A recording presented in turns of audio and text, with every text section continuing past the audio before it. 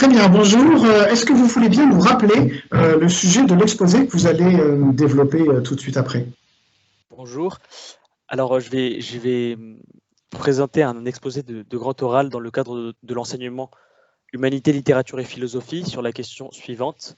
L'école doit-elle se limiter à enseigner ce qui est utile? Très très bonne question qui va beaucoup nous intéresser. Est-ce que je peux vous demander si durant le temps de préparation, vous avez eu le temps de rédiger un support pour nous le remettre? Ah oui, j'ai un support, je vous le montre. Très bien, comme nous sommes confinés, hein, on est en plein confinement, on va prendre votre support et je l'ai évidemment devant moi. Très bien, merci. Bien, écoutez, maintenant, je vous passe la parole et vous avez jusqu'à 5 minutes pour répondre à l'intéressante question que vous vous êtes posée à vous-même. Merci beaucoup.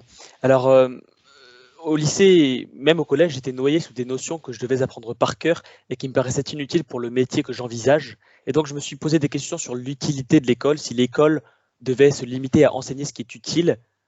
Et donc, voilà, je me suis interrogé sur les avantages de l'école. Est-ce que l'école doit nous enseigner des connaissances utiles, utilitaires, ou est-ce que, au contraire, elle est plutôt un lieu à part, détaché des exigences du monde, des exigences d'efficacité? Et donc, nous envisagerons les deux possibilités. Je centrerai mon propos en parlant d'école sur le lycée général. Tout d'abord, bien sûr, l'école doit enseigner ce qui est utile, mais nous verrons que cette possibilité présente aussi des risques.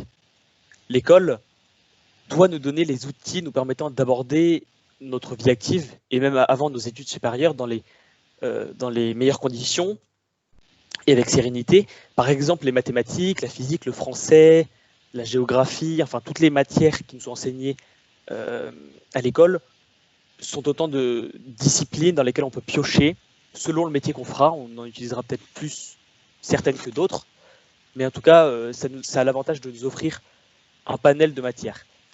Cependant, le risque de cette éducation similaire pour tous, Nietzsche le formule dans le Crépuscule des idoles. Nietzsche craint que l'école formate les esprits et fasse des comportements tous semblables.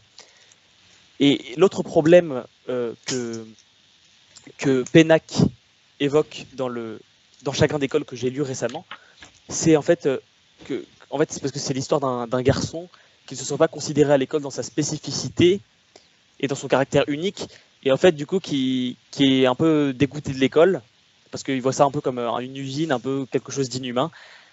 Et voilà, donc et c'est aussi cette idée qu'on peut retrouver dans le film Entre les murs, qui est un très beau film, de l'idée de l'école qui ne nous prend pas en compte dans notre spécificité. À l'inverse, l'école ne peut pas se limiter à enseigner des enseignements, enseigner l'utile, voilà, enseigner des connaissances utilitaires immédiatement exploitables dans un métier. Parce qu'en effet, je pense qu'elle doit aussi nous former, et même avant tout, nous former, former des citoyens libres et autonomes en proposant une formation humaniste, en proposant aussi une culture plus générale et une capacité à se former tout au long de la vie. C'est par exemple ce que suggère Jacqueline de Romilly dans le discours qu'elle a prononcé à l'Académie française en 2008. Et donc elle propose dans ce discours les propositions de ce discours font suite à la conception de Rousseau qui considère depuis le XVIIIe siècle l'élève comme une personne perfectible et toujours en formation. Pour faire la synthèse, je pense que nous devons apprendre à l'école des connaissances qui nous seront utiles. Nous devons surtout, mais nous devons surtout nous y construire en tant qu'être complet et pensant.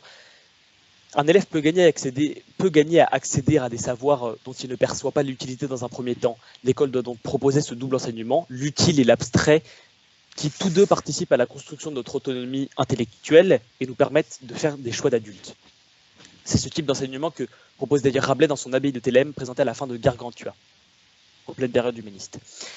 Pour conclure, j'ai finalement compris au terme de ma réflexion que l'un des rôles de l'école était de nous apporter des connaissances disciplinaires dont certaines nous seraient utiles dans notre pratique professionnelle et d'autres non peut-être.